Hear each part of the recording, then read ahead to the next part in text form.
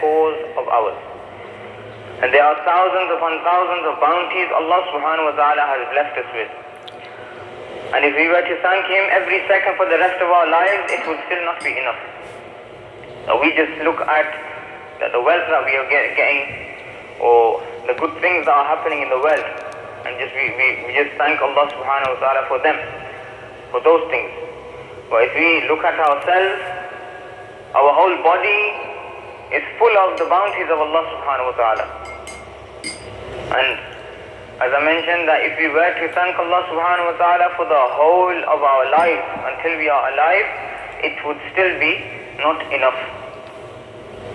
The value of these bounties can only truly be gauged when you imagine a person who was given every single treasure of the entire universe, but not given eyes, not given ears, hands and feet. And the importance and value of the bounties granted to us by Allah subhanahu wa ta'ala can be understood if we think about what would happen to us without these body parts. If we did not have our eyes, if we did not have hands, then how would our life be? It would be completely different to us how we live right now. And in regard to the bounties of Allah subhanahu wa ta'ala, sadly we do not even thank Allah subhanahu wa ta'ala.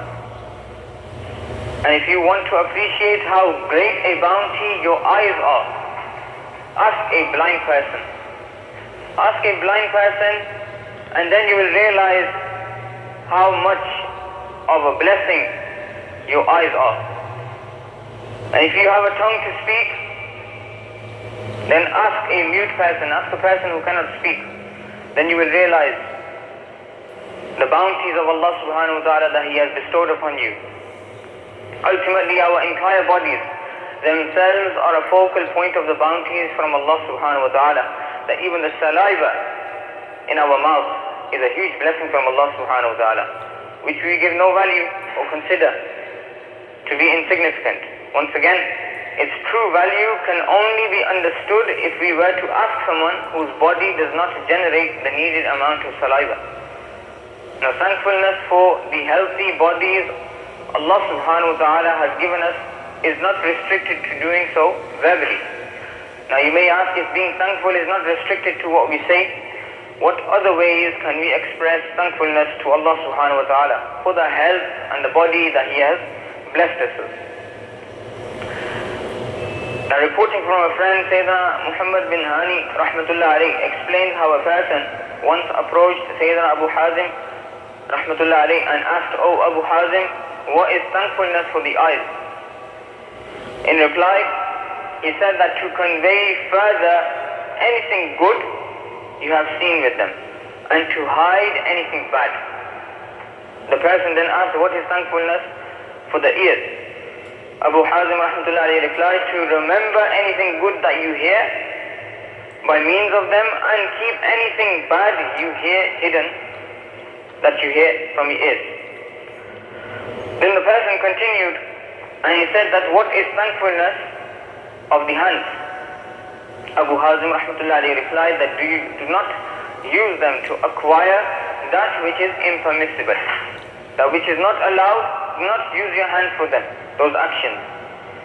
Do not prevent them from fulfilling the rights that Allah subhanahu wa ta'ala has upon them. Then was asked that, what is thankfulness of the stomach?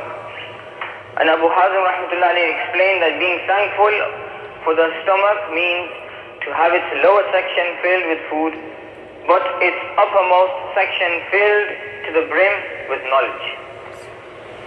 Then was asked that, what is thankfulness for the private parts? Abu Hazim rahmatullah alayhi replied, this is as Allah subhanahu wa ta'ala has stated in part 18 of the Quran in the 5th, 6th and 7th verses of Surah Al-Mu'minun, translation of Kanzul Iman, and those who protect their private parts except from their wives or the lawful housemaids whom they possess, that there is no blame upon them, so whoever desires anything more than these two, only they are the transgressors. The person was still inquisitive to find out more, and so he asked, what is thankfulness of the feet?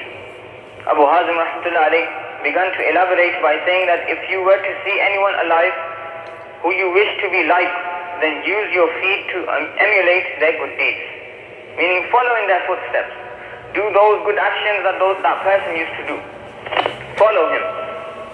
And use your feet, meaning go towards those good actions, do those good actions. If you see a deceased person who you are averse to, then stop your feet from doing deeds similar to them. Meaning that do not take a step towards evil, do not take a step towards bad things. By doing all of this, you will become someone who thanks Allah subhanahu wa ta'ala. He who simply verbally expresses thankfulness but does not do so with the rest of his body can be compared to a person who simply holds a piece of clothing but does not wear it. He will be offered no protection from heat, cold, snow or rain. But his others, whoever remains pleased with the decree, with the will of Allah subhanahu wa ta'ala, and thanks him for the bounties in every state, will find that our generous Lord will bless him with even more. And we should thank our Creator in every single situation in life, regardless of the state we are in. If we plant within us a deep-rooted habit of thanking Allah subhanahu wa ta'ala, this will grow into a tree of huge blessings for us, insha'Allah. In regard to this, Sayyidina Ka'ab radiallahu ta'ala said that Allah subhanahu wa ta'ala will grant a servant benefit through a bounty in this world and raise his rank in the hereafter if when receiving a bounty, the servant thanks and expresses humility before Allah subhanahu wa ta'ala. Whoever does not show thankfulness, whoever does not show humility before Allah subhanahu wa ta'ala upon being granted a bounty in this world will be stopped from receiving any benefit from it. And as a result, a basin in the hellfire is open for them. It is up to Allah subhanahu wa ta'ala whether He chooses to punish or forgive that person. Now whenever we are going through our life, whenever some events happen, whatever problem comes in between, we should be thanking Allah subhanahu wa ta'ala all along the way. Because our thanking Allah subhanahu wa ta'ala could be a means of our forgiveness and also an increase in blessings in our life. Like something good that we do and something good that we see, something good happens in our life. If we thank Allah subhanahu wa ta'ala regarding that bounty that He has given us in this world, then inshallah we will receive immense blessings for that good thing.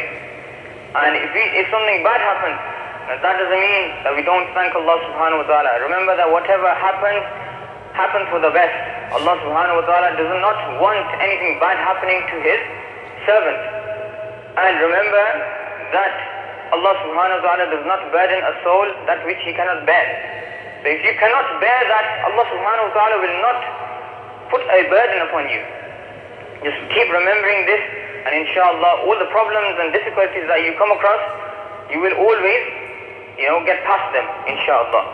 So keep a habit that whenever some things happen in your life, something goes wrong, then keep thanking Allah subhanahu wa ta'ala. Maybe that small problem that Allah subhanahu wa ta'ala has put you in saved you from a big problem that was going to come later.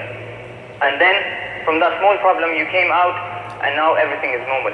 So whatever happens for the best, and Allah subhanahu wa ta'ala always wishes best for His servant. So keep thanking Allah subhanahu wa ta'ala, and there's numerous ways, as I mentioned, for the eyes, for the ears, for the feet. Try to remember Allah subhanahu wa ta'ala verbally and also physically as well. May Allah subhanahu wa ta'ala give us the ability to act what has been said, to remember it and to pass it on. Ameen. Bijay Nabi Ameen sallallahu alayhi wa sallam. You may perform your sunnahs.